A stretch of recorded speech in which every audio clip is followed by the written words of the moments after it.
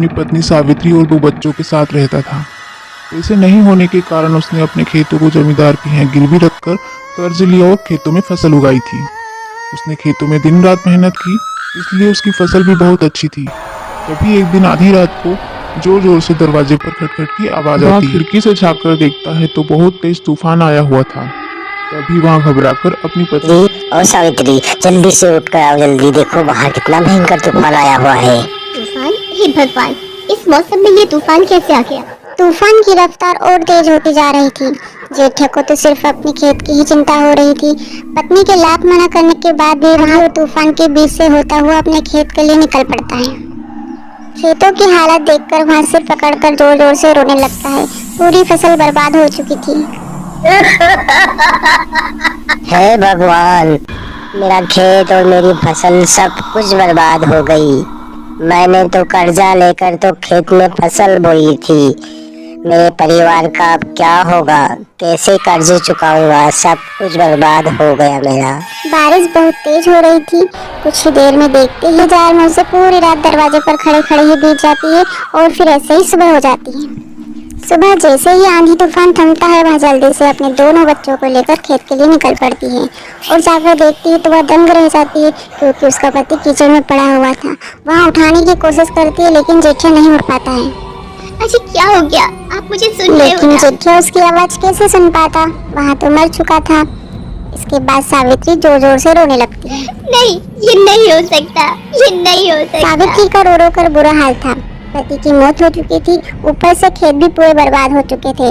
साथ ही जमींदार को यहाँ पता चलता है कि जेठा की मौत हो चुकी है, तो वहाँ भी अपना कर्ज लेने के लिए उसके पास आ जाता है। जेठिया ने बोला था कि वो सारे पैसे इस महीने चुका देगा, लेकिन वो तो अब रहा नहीं। अब तुम्हें ही पूरे पैसे चुकाने पड़ेंगे। मैं कहाँ से आपको पैसे दूंगी जमींदार जी? जो थोड़े बहुत पैसे हैं वो भी अगर आपको दे दिए तो मेरे बच्चे भूखों मर जाएंगे। मैं कुछ नहीं जानता, मुझे तो मेरे पैसे चाहिए, वो भी ब्याज सहित। नहीं तो जो जमीन गिरवी रखी है वो मेरी हो जाएगी, समझ लेना तुम। नहीं नहीं जमींदार जी, मुझे कुछ महीनों का टाइम दीजिए। मैं खुद खेतों में काम करके आपके सारे पैसे लौटा दूंगी। जमींदार सावित्री की बात मान लेता है और वहाँ से चले जाते हैं। अगले दिन सावित्री खेतों में जाती है और सोचती है कि मैंने पैसा लौटाने का वादा तो कर लिया है, लेकिन इतना सब मैं करूँगी कैसे? मुझे तो ट्रैक्टर चलाना आता नहीं, मुझे हाथ से ही खेती करनी होगी। दिन भर खेतों की सफाई करती है और कल से काम शुरू करने का सोचकर शाम को घर के लिए निकल पड़ती है। उसी रात एक भूत वहाँ आता है और ट्रैक्टर को चालू करके पूरे खेत की जुताई कर देता है। भूत रात भर खेत जोतता रहता है और सुबह होते ही ट्रैक्टर को वहीं रखकर गायब हो जाता है। अगली सुबह जैसे ही सावित्री खेत पर जाती है तो देखकर हैरान रह जाती है। ये आधी जमीन किसने जोत दी? मैं तो खुद शाम के वक्त यहाँ से गई थी। मतलब रात को किसी ने इसे जोता है, पर आखिर किसने? कौन हो सकता है जो मेरी मदद कर सकता है?